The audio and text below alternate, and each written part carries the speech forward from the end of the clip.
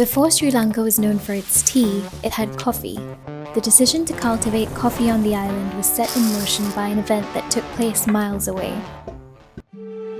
In 1637, Nathaniel Konopius, a Greek scholar returning from Ottoman-occupied Cyprus, became the first person to brew coffee in Britain. But coffee was an in-demand commodity long before then. Since its discovery in Ethiopia in the 8th century, the popularity of coffee spread across Africa and the Middle East. With the Ottoman conquest of Arabia, coffee became established in the Ottoman Empire, eventually spreading to Europe. Soon after Konopius brewed the drink on British soil for the first time, the public's taste for coffee grew rapidly, trickling down from the gentry and the bourgeoisie to the middle and working classes. As the demand for coffee increased across Europe, countries began to look to their colonies to fulfill it.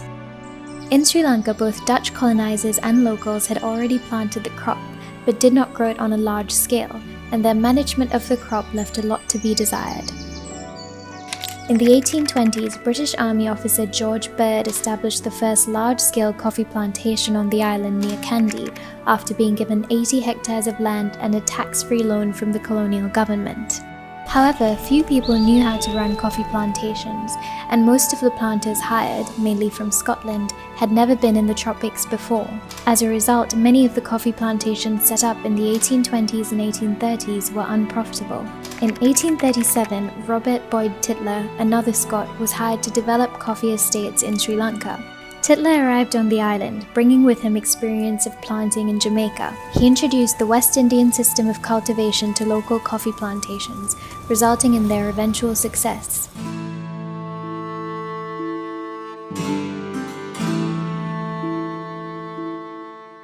Despite the fortunes of planters turning around, workers on the coffee plantations toiled under draconian estate conditions, which included methods of punishment used by the British on slaves in the West Indies.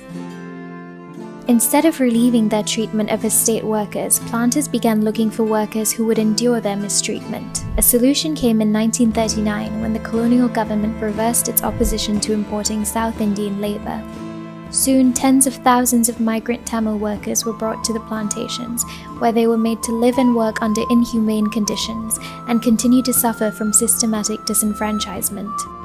Now, with a steady supply of workers, planters needed land, which the colonial government fulfilled by enacting the Crown Lands Encroachment Ordinance, dispossessing thousands of acres of common and forest land from the local peasantry and selling it to would-be planters, most of whom were government servants.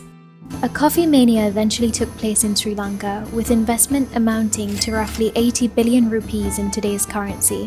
By 1848, 600 coffee estates across the country contained 50,000 acres of land and continued to grow.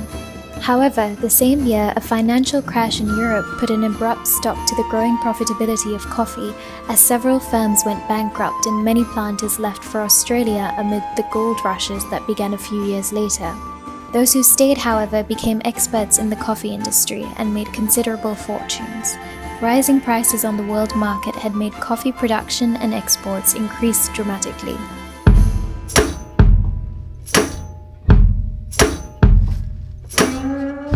Then, in 1869, a leaf disease broke out in the village of Madhusima in the Uva province, from where it spread all over the coffee estates. The coffee rust, identified as the fungus Hemileia vastatrix, devastated the coffee industry in what came to be known as the coffee blight. The colonial government hired a British botanist, Harry Marshall Ward, to investigate the fungus, but by the time he submitted his recommendations to curb its spread, it was too late for most planters. By 1917, only about 800 acres of Sri Lankan land was used for coffee cultivation. In 1820, the country imported 840 tons of coffee, exporting only 1 ton. Planters eventually switched from coffee to tea, and the Sinhala term Kopi Kale or coffee era became a synonym for a very long time ago.